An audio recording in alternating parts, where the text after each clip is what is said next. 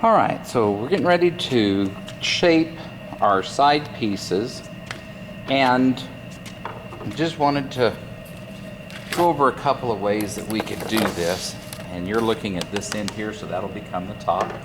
Now I could get a compass, and I could set the compass down to where we put it, and we can move this back and make sure everything's touching. I could scribe a line like that. I don't have time for that. Instead, I'm going to get me a can. And I'm going to set the can to where top and side are touching. I'm going to get my dry erase marker, and I'm just going to bring it around, and instantly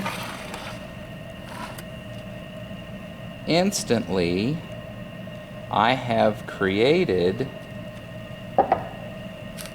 my rounded edge that I'm now going to take over to the bandsaw and cut out, which you're going to see here in just a second. Alright, so I'm going to go ahead and do this one here. This one's got a couple of little things with it that'll come out when I do that. And I try and allow for the width of the dry erase marker. So just bear with. What I'm going to do is I'm going to take these over to the bandsaw. So just be patient. Actually, you can come along too. So come on, we're going to walk across the floor here. And let me set you down there at the base of our bandsaw. Let me set that down on the floor. And I'm going to tilt you up. And I'm actually going to raise you up so you can look down here. There we go. One nice thing about this particular tripod. And I'm going to bring you over here and tilt you down. Okay, so I'm going to turn the light on. Get out of the way. Okay, on the bandsaw, I have a very narrow 1/4 inch blade. I have brought the guide down to just above where I'll be working. Now, as you can see, I have been working here from yesterday.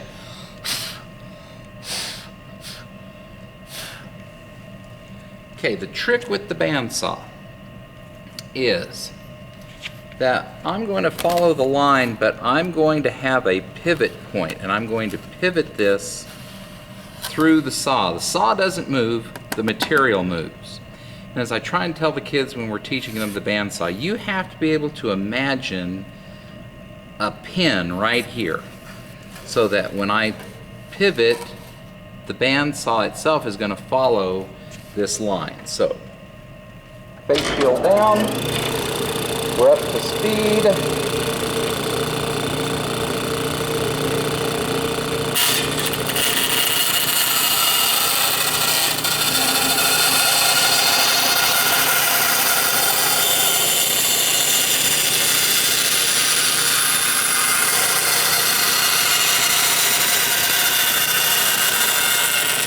Just like that. So I'm going to come over here and do this one now.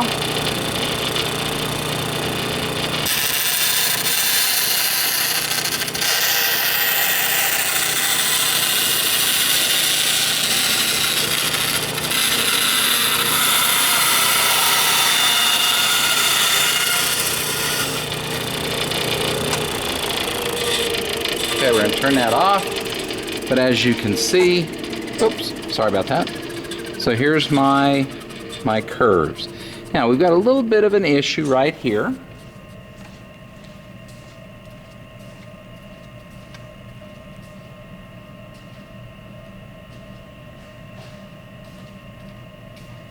And that issue is very easily handled. I've got a block with some sandpaper, and all I'm going to do is take my sandpaper and I'm going to smooth that off going around. No jagged edges, nothing there to catch anybody should they bump into it and pull their hair or anything like that. The only thing left to do now is to cut the slit 8 inches down here, 8 inches into the big pieces, and the actual width of the blade is the same as this. So then these we'll just put right together. Okay, let me cut the other one out and we'll call this video done.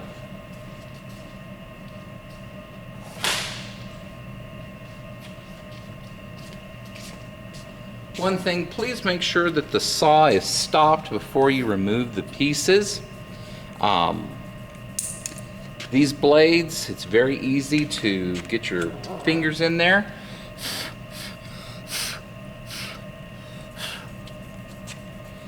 When I was teaching in Carlsbad, my thumb ended up in one of these blades before I knew it, and to this day I can still feel the knot there where it healed back, and it did cut a nerve in there. So, alright, so here we go again. So again, watch, I'm going to just pivot this around and make the cut.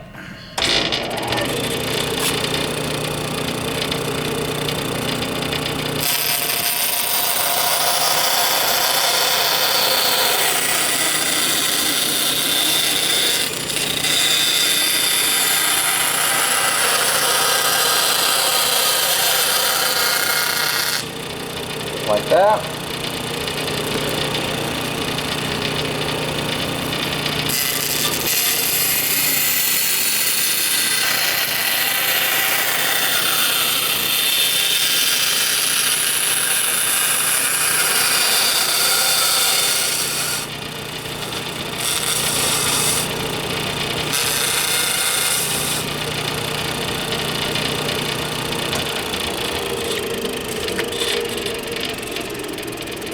And again, I'm going to take my sandpaper, just going to smooth off any little rough edges that there might be.